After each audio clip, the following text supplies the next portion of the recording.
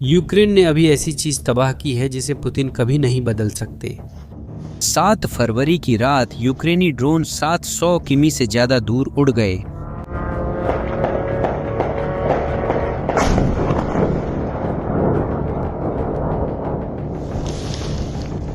रूस के दिल तक पहुंचकर उन्होंने एक औद्योगिक संयंत्र को राख में बदल दिया। नासा ने आग की पुष्टि की, गवाहों ने विस्फोटों की वीडियो बनाई, लेकिन जो जल रहा था वह न तो तेल था न ही गोला बारूद। वह कुछ ऐसा था जो पुतिन की सबसे घातक मिसाइलों को उड़ने में मदद करता था। अब रेड किन्नों से उठता काला धुआं रूस की इन हथियारों को बनाने की क्षमता को अपने साथ ले जा रहा है, और पुतिन कुछ भी नहीं कर सकते जिससे इसे वापस लाया जा सके। आइए शुरू करते हैं कि क्या हुआ।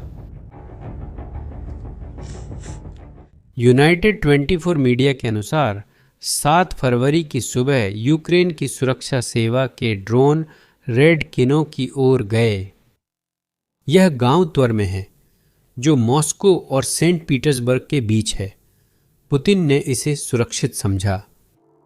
हम यूक्रेनी सीमा से 700 किलोमीटर की दूरी की बात कर रहे हैं। बीच में कई परतें रूसी क्षेत्र की हैं, रास्ते भर एंटी एयर डिफेंस हैं, लेकिन इन सब का कोई फर्क नहीं पड़ा। ड्रोन सब पर भारी रहे।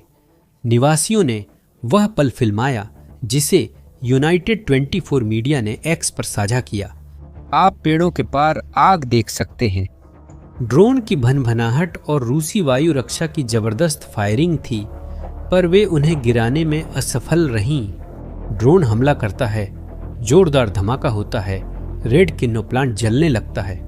टेलीग्राम चैनल एस्ट्रा ने एक और वीडियो जारी किया जिसमें ड्रोन उस जगह की ओर जाता दिखा।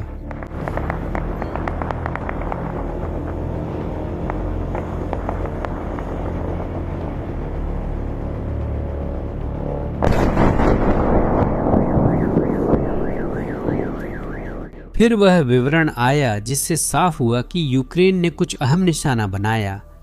गवाहों ने बताया कि नष्ट संयंत्र से तेज रासायनिक गंध आ रही थी। यह जले कंक्रीट नहीं, औद्योगिक रसायन की गंध है, और सिर्फ यही चीज नहीं जल रही थी। उस रात जब रेड किनो जल रहा था, ब्रायंस्क क्षेत्र पर हमला हो रहा था। नेपच्यून मिसाइलें और हिमार्स सिस्टम ने पूरे क्षेत्र में बुनियादी ढांचे और ऊर्जा संरचना को नष्ट कर दिया।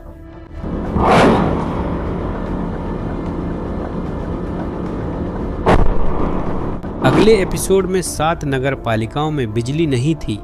क्षेत्रीय गवर्नर अलेक्जेंडर बोगोमास ने हमले की पुष्टि की। यह बहुत दुर्लभ है। रूस आमतौर पर सब कुछ नकारता है। जब कोई रूसी गवर्नर गंभीर नुकसान स्वीकार करता है तो आप जानते हैं कि स्थिति उससे भी बदतर है जितना वह कह रहा है। अब निम्नलिखित पर विचार करें। ब्रायंस्क की सीमा यूक्रेन के सुमी और चेरनिहिव क्षेत्रों से लगती है। जैसा कि आप देख सकते हैं, यूक्रेन रूसियों को यह महसूस करा रहा है कि लगातार बमबारी के तहत जीना क्या होता है। लेकिन और भी है। बेलगोरोद भी अंधेरे में है। गवर्नर व्याचेस्लाव ग्लैडकोव ने जनता के लिए एक गंभीर बयान दिया। दुश्मन ने बेलागोरोद के नागरिक शहर पर बमबारी की। सब जानते हैं हमारे पास सैन्य लक्ष्य नहीं, गंभीर नुकसान हुआ है। यह एक बेईमानी भरा बयान है। रूस ने ऊर्जा को सैन्य लक्ष्य में तब्दील कर दिया जब उसने यूक्रेनी बिजली ढांचे को व्यवस्थित रूप से नष्ट करना शुरू किया।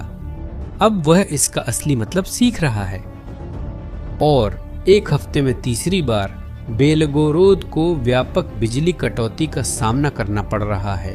यह कोई अलग थलग दुर्घटना नहीं है, यह एक पैटर्न है, और यहाँ वह बात है जो इसे और भी ज्यादा क्रूर बना देती है। कुछ दिन पहले यूक्रेनी ड्रोन ने बेलागोरोद के लुक थर्मल पावर प्लांट पर हमला कर टरबाइनों को नष्ट कर दिया। जानते हैं, इन्हें अमेरिकन जनरल इलेक्ट्रिक ने बनाया था।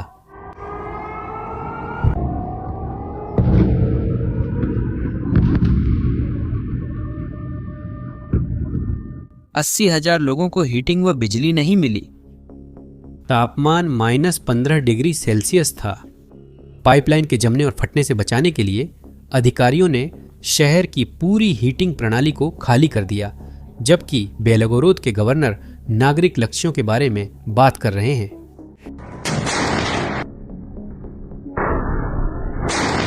हजारों रूसी ठंड में कांप रहे हैं क्योंकि उनकी सरकार ने ऊर्जा को युद्ध का हथियार बना दिया है। यह विडंबना है। हमले का पैमाना प्रभावशाली है। उसी रात सारातोव के बालाचो में तेल डिपो पर यूक्रेनी ड्रोन ने हमला किया। यह डिपो रूसी बख्तरबंद इकाइयों को ईंधन देता था। अब 4 अलग अलग क्षेत्रों में आग लगी है। कई रणनीतिक ठिकाने, एक ही समन्वित ऑपरेशन। लेकिन इन सभी ठिकानों में से रेडकिनो अलग है। रेडकिनो सबसे बड़ा इनाम है। कंपनी की आधिकारिक वेबसाइट कहती है कि वे एयरोस्पेस और अंतरिक्ष उद्योगों के लिए अद्वितीय रासायनिक उत्पादों के निर्माता हैं। कई दशकों से। अब यहाँ सबसे महत्वपूर्ण शब्द हैं कई दशकों से और अद्वितीय, क्योंकि यह दिखाता है कि यह प्लांट उतने ही समय से मौजूद है जितने समय से पुतिन सत्ता में है, और जो यह बनाता है वह रूस में कहीं और नहीं मिल सकता। कम ही लोग जानते हैं, लेकिन रेडकिनो डेसिलिन एम बनाता है, जो एक उच्च घनत्व वाला सिंथेटिक ईंधन है जिसे विशेष रूप से लंबी दूरी की क्रूज मिसाइलों के लिए डिजाइन किया गया है। हम मिसाइलों की बात कर रहे हैं, जैसे कि KH-55, KH-101, KH-555 और समुद्र से लॉन्च होने वाली कालिबिर मिसाइलें। डेसिलिन एम के बिना ये मिसाइलें नहीं उड़ सकती, और अब इसका इकलौता स्रोत जल रहा है। क्या आप जानते हैं यह ईंधन रूसियों के लिए इतना जरूरी क्यों है? क्योंकि यह ईंधन -50 डिग्री सेल्सियस से कम तापमान पर भी तरल रहता है, जो बेहद जरूरी है। कारण बहुत सरल है। ये मिसाइलें बहुत ऊंचाई पर और लंबी दूरी तक उड़ती हैं। ऐसी स्थिति में सामान्य ईंधन जम जाता, इंजन फेल होता और मिसाइल गिर जाती। लेकिन डेसिलिन एम बहता रहता है, भले ही बॉम्बर TU-9045 MS या TU-160 मिसाइल को 12,000 मीटर की ऊंचाई से छोड़ता है। रूस ने इस तकनीक को सीखने में दशकों लगा दिए। यूक्रेन ने एक ही रात में सब कुछ नष्ट कर दिया, और हर KH-101 मिसाइल को लगभग 1.5 टन डेसिलिन एम की जरूरत होती है। और यहाँ एक महत्वपूर्ण बात है, इस ईंधन का संश्लेषण खास उपकरणों पर निर्भर करता है। जांच के अनुसार जिस संयंत्र पर यूक्रेन ने हमला किया था वह अमेरिकी कंपनी इकोलैब द्वारा बनाए गए उपकरणों का इस्तेमाल करता था, खास तौर पर रेजिन पूजा प्यूरोलिट CT-175।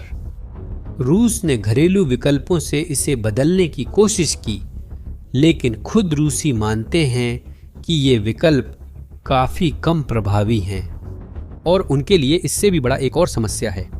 ये रिएक्टर अनोखे हैं, खास तौर पर बनाए गए हैं। सूत्रों के अनुसार ऐसे नए रिएक्टर बनाना और लगाना सामान्य परिस्थितियों में 6 से 12 महीने लगते हैं, लेकिन ये सामान्य परिस्थितियां नहीं हैं। रेडकिनो की स्थापना पहले से ही यूनाइटेड किंगडम और यूनाइटेड स्टेट्स की पाबंदियों के तहत है। इन रिएक्टरों के लिए जरूरी पश्चिमी घटकों पर पूरी तरह रोक है। पुतिन के पास चीनी या उत्तर कोरियाई तकनीक तक पहुंच हो सकती है, लेकिन दशकों से पश्चिमी सटीक उपकरणों पर निर्भरता को बदलना इतना आसान नहीं है। यूक्रेन ने कुछ घंटों में वह सब नष्ट कर दिया जिसे बनाने में साल लगते। डेसिलिन एम का हर दिन उत्पादन न होना नए मिसाइल लॉन्च के लिए तैयार न होने जैसा है। याद है KH-101 का जिक्र किया था। आइए उसी मिसाइल पर लौटते हैं जिसे रूस यूक्रेनी शहरों को डराने के लिए इस्तेमाल करता है। जुलाई 2024 में एक KH-101 ने ऑर्माटिड चिल्ड्रन हॉस्पिटल को निशाना बनाया, जो यूक्रेन का सबसे बड़ा बाल अस्पताल है। घायल बच्चे, मलबे से भरे गलियारों में दौड़ते डॉक्टर, यह युद्ध का सबसे चौंकाने वाला पल था। और यह मिसाइल रूस की सप्लाई चेन के बारे में अहम जानकारी देती है। डेमियन स्प्लिटर्स, जो कि यूनाइटेड किंगडम स्थित एक जांच संगठन कॉन्फ्लिक्ट आर्मामेंट रिसर्च से हैं, ने मलबे की जांच की।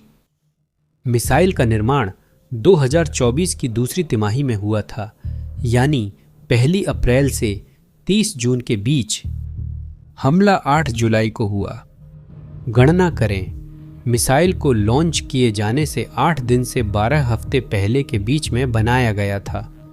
न्यूयॉर्क टाइम्स ने अगस्त 2024 में इसका दस्तावेजीकरण किया था और इस स्थिति का वर्णन करने के लिए हाथ से मुंह शब्द का इस्तेमाल किया था।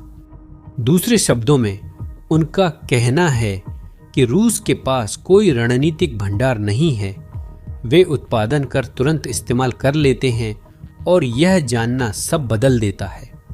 अगर रूस के पास मिसाइल और ईंधन का भंडार होता तो रेड किन्नों का नष्ट होना सिर्फ असुविधा या अस्थायी बाधा होती, लेकिन उनके पास ये भंडार नहीं है। उत्पादन सीधे खपत को पोषित करता है। क्या आप हमलों को अभी रोक सकते हैं? 6 या 3 महीने में नहीं। यहाँ एक विडंबना है, रूस अपनी रणनीति की कीमत चुका रहा है। महीनों तक पुतिन ने यूक्रेन की ऊर्जा संरचना पर योजनाबद्ध बमबारी की। सिर्फ जनवरी 2026 में ही रूस ने यूक्रेन पर अलग अलग प्रकार की 158 मिसाइलें दागीं, यानी औसतन हर दिन 5 मिसाइलें। दिसंबर में यूरोपीय नीति विश्लेषण केंद्र ने बताया कि यूक्रेन के सभी 15 ताप विद्युत संयंत्र क्षतिग्रस्त या नष्ट हो गए। 25 नवंबर को कीव में एक साथ ब्लैकआउट हुआ, जिससे 40,000 लोग बिना बिजली के रह गए। डीएनिप्रो में 21,000 और ओडेसा में 20,000 लोग प्रभावित हुए। पुतिन ने यूक्रेन की इच्छा शक्ति तोड़ने के लिए उसकी ऊर्जा पर हमला किया तो यूक्रेन ने रूस की हथियार बनाने की क्षमता पर वार किया। पुतिन ने नियम बनाए, अब उन्हें दिख रहा है कि यूक्रेन बेहतर खेलता है। राष्ट्रपति वोलोदिमिर जेलेंस्की ने इसे सीधे तौर पर 8 फरवरी को समझाया। जब पूछा गया कि क्या यूक्रेन के पास ऊर्जा पर हमला करने के संसाधन हैं, उन्होंने कहा, हमें सैन्य ठिकानों या ऊर्जा अवसंरचना को चुनने की जरूरत नहीं है। वह ऊर्जा बेचता है, पुतिन तेल बेचते हैं, तो यह ऊर्जा या सैन्य लक्ष्य है। साफ कहें तो वह तेल बेचकर पैसा कमाता है, हथियार खरीदता है और उनका इस्तेमाल यूक्रेनियों को मारने में करता है। यह बयान दिखाता है कि रूस के लिए ऊर्जा सैन्य क्षमता है, औद्योगिक बुनियादी ढांचा सैन्य क्षमता है और रेडचिनो, खैर वह सैन्य क्षमता थी, लेकिन रेडचिनो सिर्फ ईंधन से ज्यादा चीजें बनाता था। यह संयंत्र सिलिकॉन कार्बाइड भी बनाता था, जिसका उपयोग विमान और मिसाइलों के धड़ के लिए मिश्रित सामग्री में किया जाता है। बोरोन नाइट्राइड, एक सिरेमिक कोटिंग जो उच्च तापमान पर इंजन के पुर्जों को जंग से बचाती है, और रॉकेट्स के लिए हीट रेसिस्टेंट इनामेल।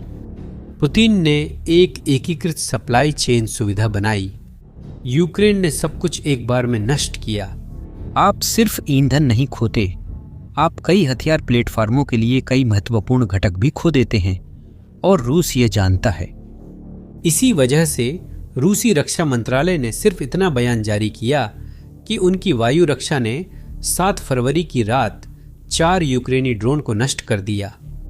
4 ड्रोन, न रेडचिनो या नुकसान का कोई जिक्र। जैसा कि शुरुआत में बताया था, national aeronautics and space administration की सैटेलाइट तस्वीरें संयंत्र के निर्देशांक पर सक्रिय आग दिखाती हैं। वीडियो में धमाके दिखते हैं, गवाह रासायनिक गंध बताते हैं। रूस इनकार करे, पर अंतरिक्ष से दिखते सबूत झूठ नहीं बोलते।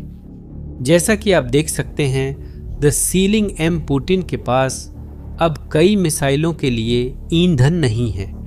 मिसाइलों के बिना, जैसे कि KH-101, रूस अपनी मुख्य हमले की एक प्रमुख हथियार खो देता है। लंबी दूरी की सटीकता के साथ KH-101 की घोषित रेंज 4,500 किलोमीटर तक है और इसकी सटीकता 10 से 20 मीटर तक है। रूस ने 2024 में दोहरी वारहेड के साथ एक संस्करण भी विकसित किया है। यह 2 गुना ज्यादा घातक है। ये हथियार रूसी रणनीति के लिए बेहद अहम थे।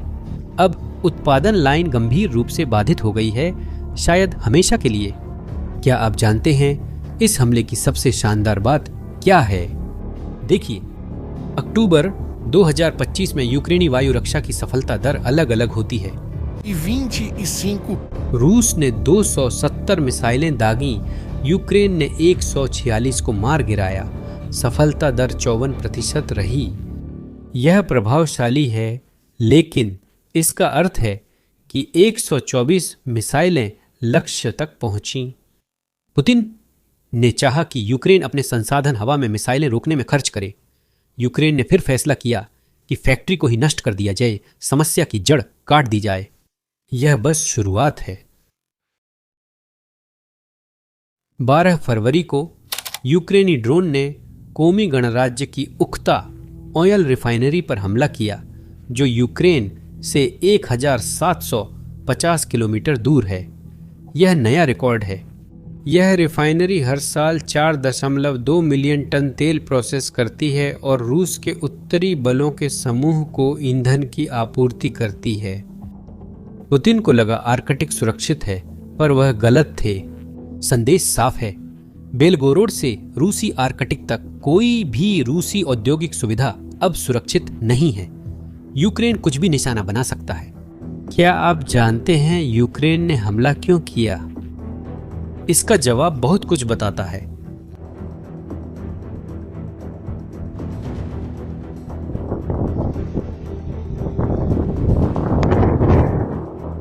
नौ जनवरी 2026 को रूस ने यूक्रेन पर एक बड़ा हमला किया, जिसमें उसने ओरेशनिक नामक मध्यम दूरी की बैलिस्टिक मिसाइल का इस्तेमाल किया, जो परमाणु वारहेड ले जाने में सक्षम है। लविव में अहम बुनियादी ढांचे पर हमला हुआ।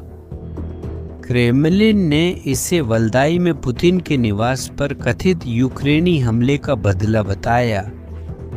पुतिन डराना चाहते थे, ताकत दिखाना चाहते थे कि यूक्रेन पीछे हट जाए, लेकिन डराने धमकाने का तरीका काम नहीं आया।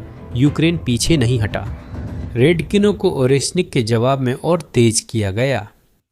पुतिन ने परमाणु हथियार दिखाए, लेकिन यूक्रेन ने उसके असली इस्तेमाल वाले पारंपरिक हथियारों की फैक्ट्री नष्ट कर दी। पुतिन ने यूक्रेनी नागरिकों और उनकी बुनियादी ढांचे पर हमला करके शतरंज की चाल चली। यूक्रेन ने जवाब देकर शतरंज की बिसात पलटी और मोहरे बनाने वाली फैक्ट्री जला दी। और अब रूस एक असहज सच्चाई का सामना कर रहा है, क्योंकि दूरी अब सुरक्षा नहीं है और क्षेत्रीय गहराई अब सुरक्षा की गारंटी नहीं है। कुछ चीजें एक बार नष्ट होने पर वैसी नहीं रह पाती। अब मैं आपकी राय जानना चाहता हूं, क्या आपको लगता है कि रूस रेडकिनो की क्षति से उबर सकता है?